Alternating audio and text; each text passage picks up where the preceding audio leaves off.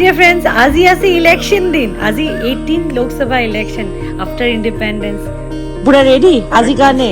Full ready because আজি as a citizen হিসাবে আমার foremost right হয় in the democracy to cast our vote. আজি হল আমার লোকসভা ইলেকশন। Good morning. উঠিয়ে কাম স্টার্ট। ভোট দিব যাব নালাগে নেকি? দিন টাইম আছে। এতে আমার গুটি বেটি। ধুনিয়াকে ৰেডি সেটি হৈ গল। এতিয়া আমি ভোট দিব ওলালো। এটা এটা কথা গাইছে ইলেকশন এটা এনেকুৱা বস্তু যত হাৰিবৰ কাৰণে আপোনাক পইচা লাগিব। লাষ্ট টাইম আমাৰ ইলেকশনৰ বাজেট আছিল 60,000 crore rupees. Yes, truth is this, our India জানেনে আমাৰ world's most expensive country হৈ গল ইলেকশনত নামত পইচা খৰচা কৰাতে 2019 সেন্সাসে কৈছে। বেবি গুনগুন